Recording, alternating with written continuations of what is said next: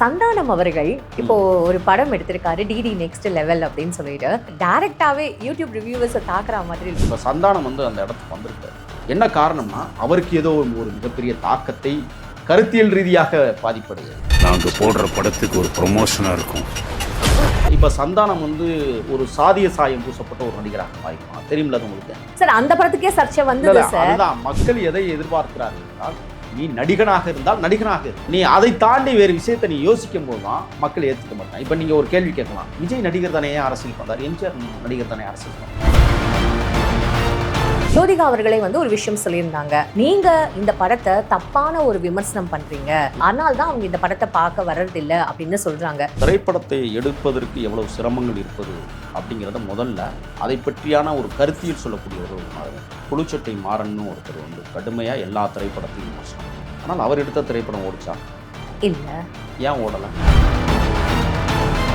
தோழர் என்று சொல்லக்கூடிய சூரி இன்னைக்கு எங்கே வந்து நிற்கிறார்? அவரே திரைக்கதை எழுதி அவரே டைரக்ஷன் பண்ணுற இடத்திற்கு வந்திருக்கிறார் என்றால் மாமன் படம் எதுக்காக கிட்டுன்னா, வந்த வழி கடினம், உழைத்த உழைப்பு பெரிது, எதையும் எதிர்பார்க்காத கடந்த காலங்களில் சூரியனுடைய வரலாறை நாம் படித்தோமே ஆனால் நம்மளுக்கும் கண்கள் சுரியும். நான் பட்ட கஷ்டத்துக்கு என்னை கொண்டு வந்து இந்த இடத்துல வச்சிருக்குண்டா.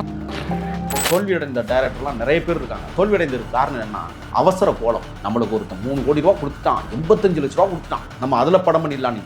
ஆனால் தங்களுடைய கருத்துக்களை காட்சிகளாக அழகாக பதிவு செய்வதற்கு பொருளாதாரம் இல்லை. 840 படங்கள் இன்றைக்கு தேங்கி கிடக்குது. சிறிய பட்ஜெட் படங்கள் 1000 படங்கள் மேல போன வருஷம் மட்டும் ரிலீஸ் ஆயிருக்கு சார். 200 படம் கூட ஜெயிக்கல சார். அதுதான் யதார்த்தம். இல்ல, அதுக்கு காரணம் என்ன?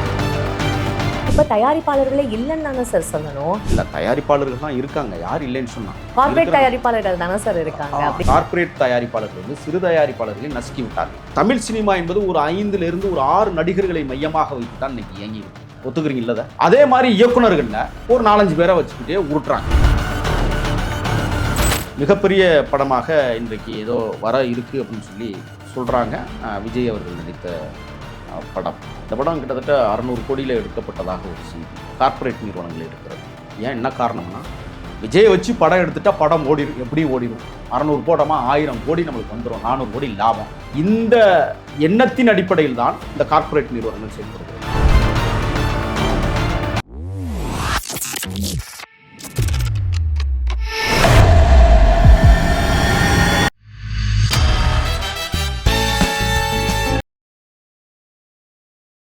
பிபிடி சினிமா நேயர்கள் அனைவருக்கும் வணக்கம். இன்னைக்கு நம்மளோட முகில் சார் தான் இருக்கார். அவர்கிட்ட நிறைய விஷயங்கள் கேட்டு தெரிஞ்சுக்க போறோம். நிகழ்ச்சிக்கு போகலாம். சார் வணக்கம். சார் வணக்கம். சந்தானம் அவர்கள் இப்போ ஒரு படம் எடுத்திருக்காரு டிடி நெக்ஸ்ட் லெவல் அப்படின்னு சொல்லிட்டு டைரக்டாவே யூடியூப் ரிவ்யூவர்ஸை தாக்குற மாதிரி இருக்கு. ஸோ ஒரு டைரக்டரா நீங்க இதை எப்படி சார் பாக்குறீங்க?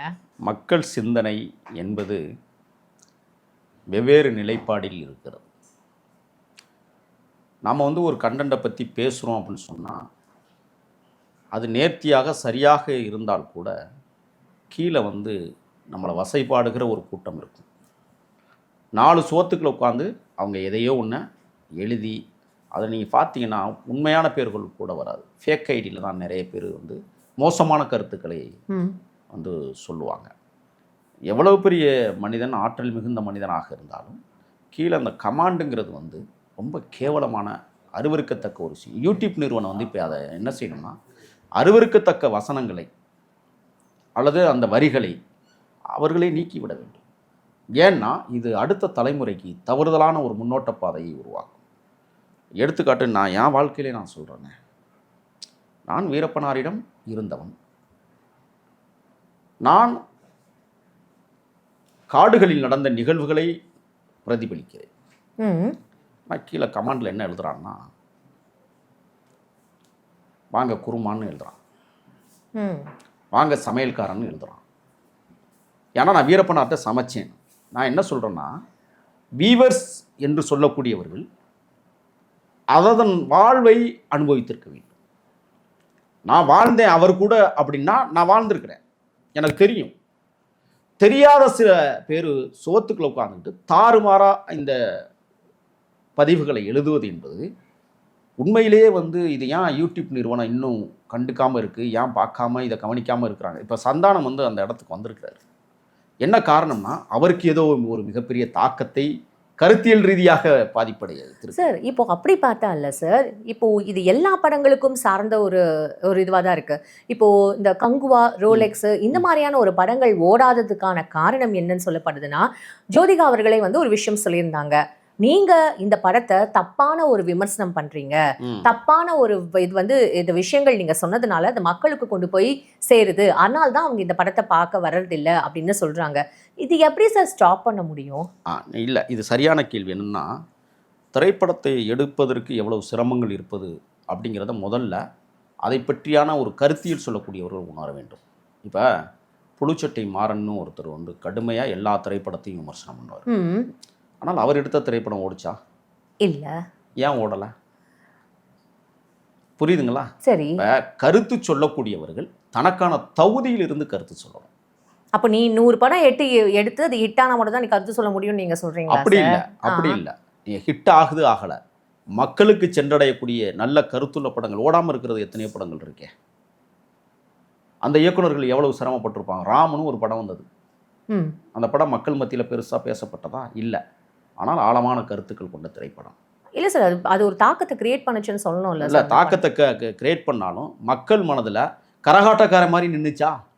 சார் நீங்க கமர்ஷியல் மூவியோட இந்த மாதிரி மூவி நீங்க கம்பேர் பண்ண முடியாது இல்ல சார். இல்ல இன்னொன்னு கரகாட்டக்காரன்லாம் எப்ப வந்த மூவி சார்? அதுதான் நான் சொல்றேன். இன்னைக்கும் பாக்குது இல்ல மக்கள்.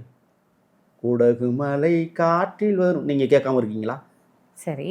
இல்ல, நான் என்ன கேட்கறேன்னா, இந்த காலத்து திரைப்படங்கள் இப்ப சந்தானம் வந்து ஒரு சாதிய சாயம் பூசப்பட்ட ஒரு நடிகராக மாறி போனார். தெரியுமில்ல அது உங்களுக்கு? தெரியுமா தெரியாதா? சார் அந்த படத்துக்கே சர்ச்சை வந்தது சார். அதுதான் மக்கள் எதை எதிர்பார்க்கிறார்கள் என்றால், நீ நடிகனாக இருந்தால் நடிகனாக இரு. புரியுதுங்களா உங்களுக்கு? நீ அதை தாண்டி வேறு விஷயத்தை நீ யோசிக்கும் போதுதான் மக்கள் ஏற்றுக்க மாட்டாங்க. இப்போ நீங்கள் ஒரு கேள்வி கேட்கலாம், விஜய் நடிகர் தானே அரசியலுக்கு வந்தார், எம்ஜிஆர் நடிகர் தானே அரசியலுக்கு வந்தார். அவர்கள் அரசியல் பாடத்தை தன்னுடைய திரைப்படங்களிலே வைத்திருக்கிறார்கள். அது ரொம்ப கூர்ந்து கவனிக்கணும். இப்போ சந்தானம் போன்ற இந்த ஆளுமை நடிகர்கள் இப்போ இடையில ஒரு 10 வருஷமா காணாமல் போனார். அது உங்களுக்கு தெரியும் தானே? ஏன் போனார்? ஏன் போனாருன்றீங்க? மக்கள்கிட்ட நீங்கள் சொல்ல வேண்டிய சரியான விடயத்தை சரியான முறையில் சொல்லணும். மக்கள் ஏற்றுக்குவாங்க எல்லாத்தையுமே. நான் கேட்குறேன், நடிப்பிற்கு அழகு தேவையில்லை முதல்ல. அது உங்களுக்கு புரியும்னு நினைக்கிறேன்.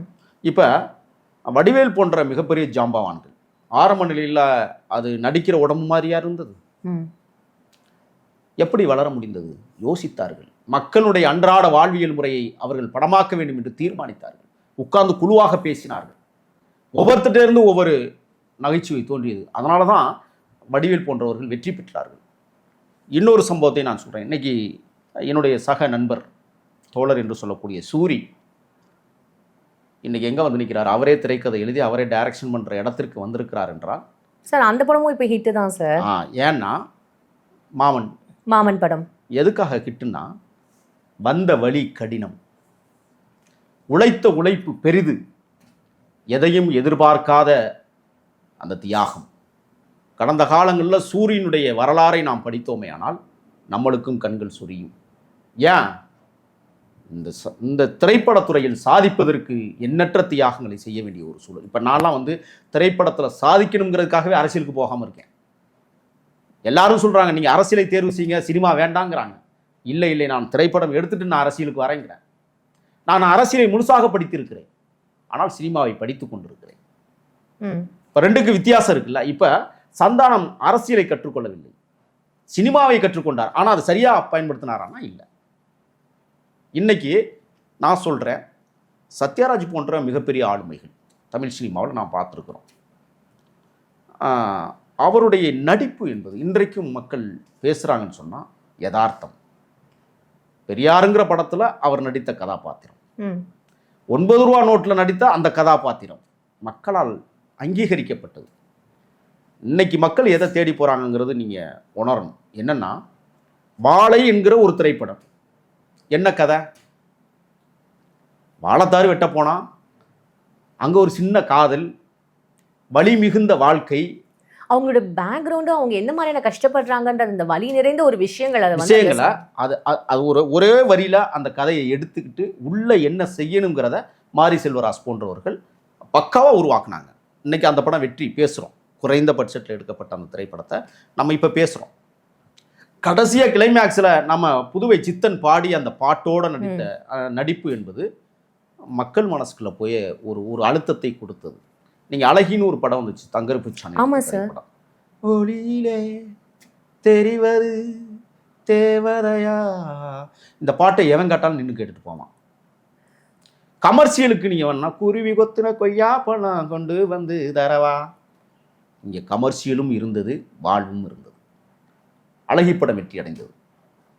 அப்ப சந்தானம் போன்றவர்கள் இந்த சமூகத்திற்கு தேவையான செய்திகளை சரியான நேரத்தில் சரியான முறைப்படி சொல்லணும். அவர் இப்ப இந்த படத்துல என்ன சொல்லியிருக்காரு, யூடியூப் ரிவ்யூவர்ஸ்னால படம் பாதிப்பு அடையாது. நீங்க நல்ல படம் எடுத்தா படம் ஓடும். நீங்க சரியா படம் எடுக்காம மக்கள் இந்த ரிவ்யூவர்ஸ் சொல்றதுனாலதான் அந்த படம் ஓடலன்னு சொல்றது நியாயம் இல்லைன்றது மாதிரி தான் சார் அந்த படம் வந்து. கிராமத்துல இருக்கிற மக்கள் நடவு நடுறதுக்கு போறதுக்கு நேரம் இல்லை, களை எடுக்க போறதுக்கு நேரம் இல்லாம தெரியும். பிள்ளைகளை பார்க்க முடியாத ஒரு நேரம் இருக்கு. 100 நாள் வேலை திட்டத்துக்கு போனால் அப்பாடா சத்த நேரம் ஓய்வு எடுத்து விட்டு சம்பளத்தை வாங்கிட்டு வரலாங்கிற எண்ணற்றவர்கள் இருக்கிறார்கள். இவங்க போய் யூடியூப்லாம் பார்த்துட்டு அல்லது திரைப்படத்தை பார்த்துட்டு கருத்து எழுதுகிற சூழல்ல கிராமங்கள் இல்லை. சரி, நகர்ப்புறங்கள் என்ன பண்ணுறாங்கன்னா விமர்சனம் செய்கிறார்கள். அது நல்லதோ கெட்டதோ விமர்சனம் செய்கிற போது இப்போ சந்தானம் அவர்கள் என்ன சொல்கிறாரு, அந்த கருத்தை எழுதுறதுனால தான் படம் போகலை. அது மட்டும் இல்லை, ப்ரொடியூசர் மேலே நிறைய தப்பு இருக்குது. அதை நீங்கள் கவனிக்கணும். நான் அந்த தயாரிப்பாளர்களுக்கு ஒரு அன்பான வேண்டுகோள் என்னென்னா, ஒரு கதையை தேர்வு செய்யக்கூடியவர்கள் ஒரு இயக்குனராக அவன் உருவாக்கப்படுவானா, அந்த கதைக்களம் எதை நோக்கி பயணிக்கிறது, எந்த சூழலில் நம்மளுக்கு வருமானம் தரும், எந்த சூழலில் மக்கள்கிட்ட இது ஒரு மாற்று சிந்தனையை உருவாக்கும் அப்படிங்கிற இடத்துக்கே எந்த தயாரிப்பாளரும் இல்லை. அவங்களுக்கு தயாரிப்பாளர்களுக்கு என்ன பிரச்சனைன்னா, அது நிறைய விஷயம் இருக்குது, சொல்ல முடியாத விஷயங்கள்லாம் இருக்குது. சரி, இப்போ ஒரு படத்தை ஒரு படமாக எடுக்க வேண்டும், நல்ல இயக்குனர்களை தேர்வு செய்ய வேண்டும்.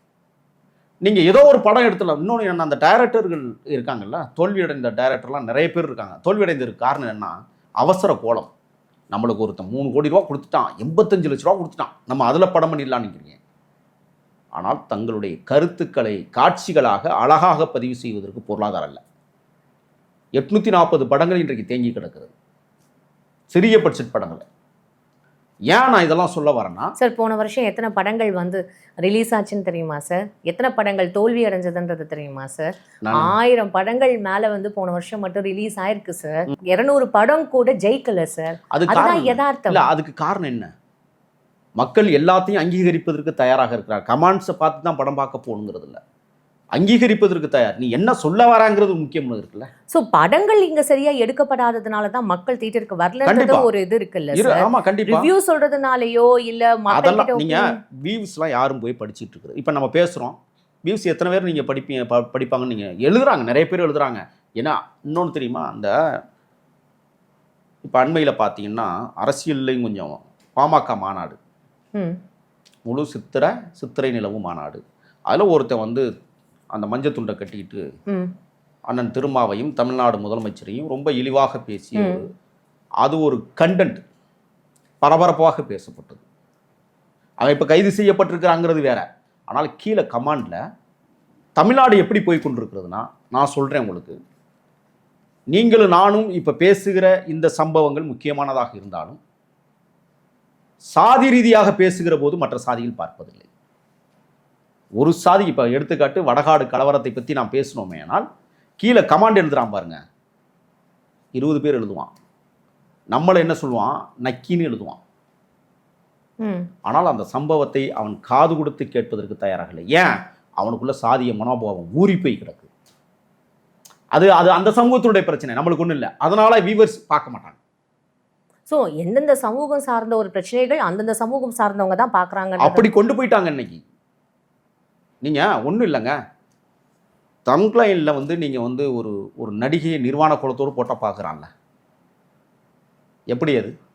ஆனால் சகாயம் IAS வந்து இன்றைக்கு எதிரிகளால் மிரட்டப்படுகிறார், அவர்தான் அந்த வந்து இந்த இந்த இந்த பொக்கிஷங்களை பாதுகாத்தவர்னு நம்ம அவரை பற்றி பேசினா பார்க்குறேன்னு நீங்கள் நினைக்கிறீங்க?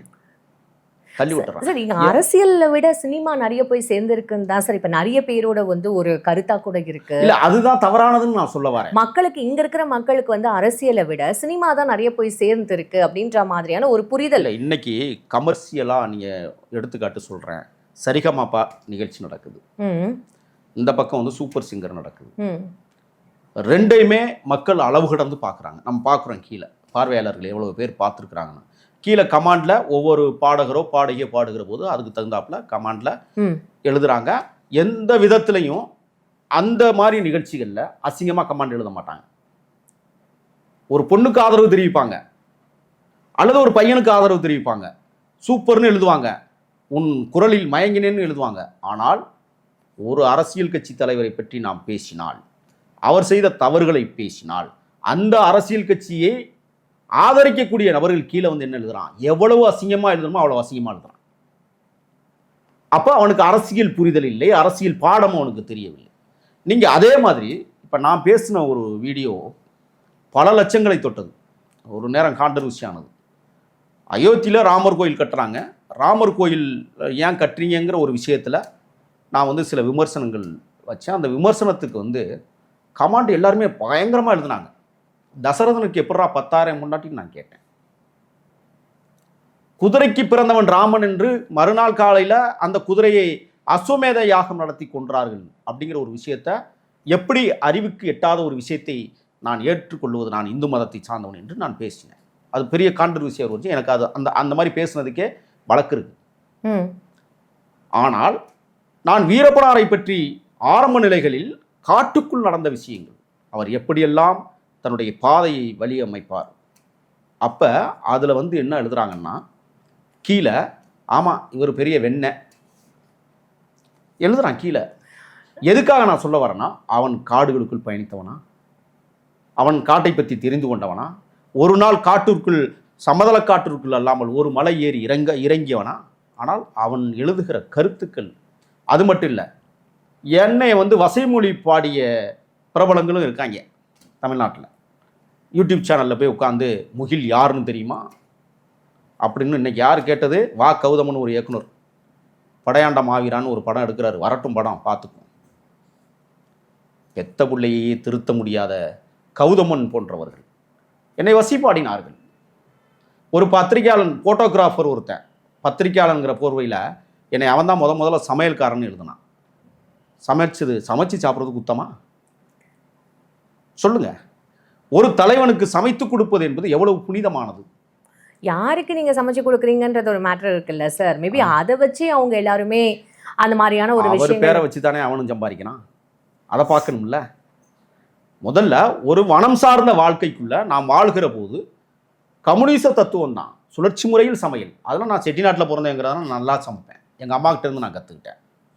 அதனால் நான் சமையல்காரன் ஆயிட முடியுமா? இப்போ நம்ம பேசிக்கிட்டு இருக்கிறோம், கீழே கருத்து எழுதுனா சமையல்காரன் இப்படியெல்லாம் பேசலாமான்னு எழுதுவான் சார். அப்போ இங்க அவங்க சொல்றதுனால நீங்க பேசுறதை நிறுத்துறீங்களா, இல்ல உங்களோட கருத்துக்களை இது பண்றீங்களா? ஸோ இப்போ அது மேட்ரு இல்லை. அதனால இப்போ சந்தானம் அவர்களும் இந்த படத்துல என்ன சொல்றாரு, நாங்க ரிவ்யூஸ் கொடுக்கறதுனால உங்க படம் ஓடுறது, அதையும் தாண்டி நீங்க இப்போ நல்ல படம் எடுத்தீங்கன்னா படம் நல்லா ஓட போகுது, அது யாருக்குமே புரியலன்றது தான் சார் இப்போ இங்கே ஒரு பெரிய ஒரு இதுவாக இருக்கு. இல்லை, அதுதான் இப்போ என்னென்னா, நல்ல கதைக்களை வைத்திருக்கிற எத்தனையோ தம்பிகள் எனக்கு தெரிய எத்தனையோ பொருள். இப்போ நானே வந்து மிகச்சிறந்த கதையை வச்சுட்டு இருக்கிறோம்னு என்னுடைய நண்பர்களே சொல்லுவாங்க. நான் வந்து என் கதையை நல்லா இருக்குன்னு நான் சொன்ன தப்பாயிரும். கதை விவாதங்களில் உட்கார்ந்துருக்கிற co directors and assistant associate டைரக்டர்ஸ்லாம், ஆனால் இப்படி ஒரு திரைக்கதை வந்து படத்திலே இல்லைண்ணே, இதுவரை தமிழ் சினிமாவிலே வரலைங்கிறாங்க. ஆனால் தயாரிப்பாளர் அவன் கிடைக்கல, ஒன்றுமே இருக்காது ஒரு விஷயம், அந்த படம் ஓடாதுன்னு தெரிஞ்சு அதுக்கு கொண்டே ஒரு 5 கோடி கொடுப்பாங்க. அது எப்படின்னே தெரியல. அப்போ இடம் அறிந்து செயலறிந்து தன்மை அறிந்து ஒரு திரைப்படத்தை உருவாக்குவதற்கு தயாரிப்பாளர்கள் யோசிக்கணும்.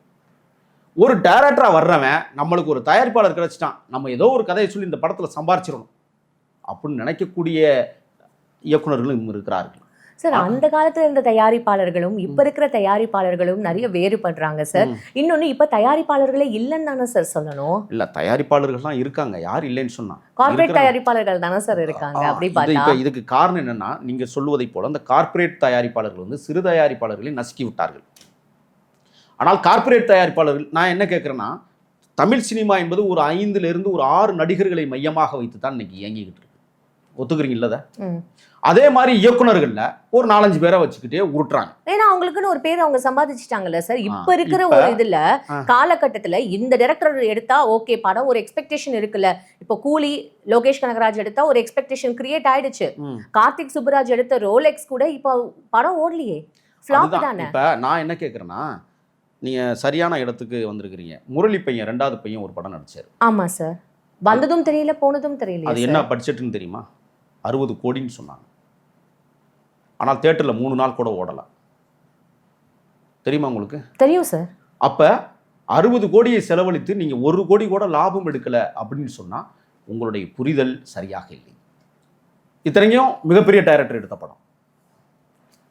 நான் என்ன கேட்குறேன்னா, இந்த நடிகர்களுக்கு ஒரு விஷயம் என்னன்னா, வளர்ந்த நடிகர்கள் ஒரு முதல் திரைப்படத்தை எடுப்பதற்காக, கதை சொல்லுவதற்காக ஒரு இயக்குனர் போறான்னா, ஃபர்ஸ்ட் படமா யோசிப்போம். உனக்கு ஃபர்ஸ்ட் எப்படி வந்தது? ஃபர்ஸ்ட்டுக்கு முன்னாடி நீ எப்படி வேலை செஞ்ச? அந்த ஃபர்ஸ்ட்டுக்கு முன்னாடி நீ எவ்வளவு கஷ்டப்பட்ட? அதை ஏன் உணரல? சொல்லுங்க பார்ப்போம். அப்ப நீங்க என்ன செய்றீங்கன்னா, சரக்கு இல்லாமல் இருந்தாலும் கூட 2 படம் 3 படம் வெற்றி பெற்ற இயக்குனர்களை நம்பி நீங்க காசை கொட்டுறீங்க. ஆனா ஆண்டாண்டு காலமாய் பசியோடும் தாக்கத்தோடும் எப்படியாவது ஒரு திரைப்படத்தில் ஒரு படம் எடுத்துட மாட்டோமான்னு சுத்தி திரிகிற டீக்கு கூட வழி இல்லாமல் நான்லாம் எப்படி வந்தேன்னு தெரியுமா? நான் தலைமறைவு குற்றவாளியாக இருந்தேன். பிறகு சிறையில் இருந்துட்டு வெளியில் வந்து திரைப்படத்துறைக்கு வர்றேன். சாப்பாடு இல்லை, அப்போல்லாம் அம்மா உணவகம் இல்லை. உண்மையிலேயே சொல்கிறேன், நான் தங்கியிருந்த ஒரு சின்ன அறைக்கு எதிர்த்தாப்புல ஒரு கல்யாண மண்டபம். நல்ல இருக்கிறதுல நல்ல ட்ரெஸ் எடுத்து மாட்டிட்டு கல்யாணக்காரன் வீட்டுக்கு போயிடுறது விருந்தினர் மாதிரி. போய் சாப்பிட்டுட்டு நாங்கள் பாட்டு வந்துடுவோம். வடபழனி முருகன் கோயிலில் கொடுக்குற பொங்கச்சோறு இருக்குல்ல, எங்களுக்கு பசியாத்தியது. எத்தனை பேருக்கு தெரியுதெல்லாம்? ஆக வலி நிறைந்த சுமைகளை சுமந்தவர்கள் ஏராளமான பேர் இன்றைக்கும் வடபழனியிலே இருக்கிறார்கள். அவருடைய வாழ்வாதாரம் என்ன? குடும்பத்தை விட்டுட்டு கல்யாணம் பண்ணாமல், அப்பா அம்மாவுக்கு பைசா அனுப்பாமல், இன்னும் சொல்லப்போனால் தன் வயிற்றுக்கு கூட பசிக்கு காசு இல்லாமல் தடுமாறுகிற எத்தனையோ திரைப்பட இணை இயக்குனர்கள் தடுமாறி நிற்கிற காட்சி தமிழ் சினிமாவில் இன்றைக்கும் இருக்கிறது. ஆனால் அதுக்கு ஒரு சங்கம் என்ன பிடுங்கி கிழிச்சது? அவர்களுக்கு வாழ்வாதாரம் என்ன? காடு வச்சிருப்பான், வேலை இல்லை. வெற்றி பெற்றவர்கள் எல்லாம் இன்னும் மேலும் வெற்றி பெற வேண்டும் என்ற ஆசையில் தரமான கதைகளை உருவாக்க முடியவில்லை. ஏன்னா அவன்கிட்ட சரக்கு இருக்கணும்ல. இப்போ எனக்கெல்லாம் கேட்டீங்கன்னா என் வாழ்க்கையே பெரிய ஹிஸ்ட்ரி எடுத்துடும். அவ்வளோ கஷ்டப்பட்டு வந்திருக்கோம். ஆனால் இன்னும் நம்மளால் வெற்றி பெற முடியவில்லை, இன்னும் கால் ஊன்ற முடியவில்லை. அது காரணம் என்ன? நீங்கள் சொல்வதைப் போல கார்ப்பரேட் நிறுவனங்கள், சிறிய தயாரிப்பாளர்கள் கார்ப்பரேட் நிறுவனங்களுக்கு எதிராக போட்டி போட முடியாமல் தடுமாறுகிறார்கள். அப்போ நம்ம ஒரு திரைப்படத்தை அளிப்பது வீவர்ஸ் மட்டுமல்ல, நல்ல இயக்குனர்கள் உருவாகாமல் இருப்பதும், கதையை நன்கு தேர்வு செய்யாத தயாரிப்பாளர்களும் தமிழ் சினிமாவில் நிறைந்திருக்கிறார்கள். அப்போ கார்ப்பரேட் நிறுவனங்கள் என்ன பண்ணுதுன்னா, இப்போ எடுத்துக்காட்டு நான் சொல்கிறேன், மிகப்பெரிய படமாக இன்றைக்கு ஏதோ வர இருக்குது அப்படின்னு சொல்லி சொல்கிறாங்க.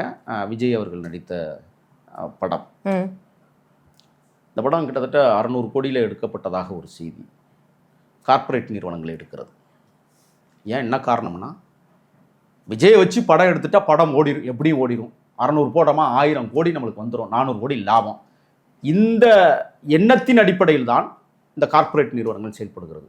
ஆனால் தயாரிப்பாளர்களாக இருக்கக்கூடியவர் என்ன யோசிக்கிறாங்கன்னா, ஒரு நல்ல திரைப்படத்தை கொடுக்கணும். இப்போ வாழை போன்ற திரைப்படங்கள் நான் சொன்னேன் எடுத்துக்காட்டு. இன்றைக்கி மாமன் என்கிற திரைப்படம் ஒரு அற்புதமான கதைக்களத்தை தேர்வு செய்து நடிகர் சூரிய அவர்கள் இன்றைக்கு புதிய அவதாரத்தை மேற்கொண்டிருக்கிறார்.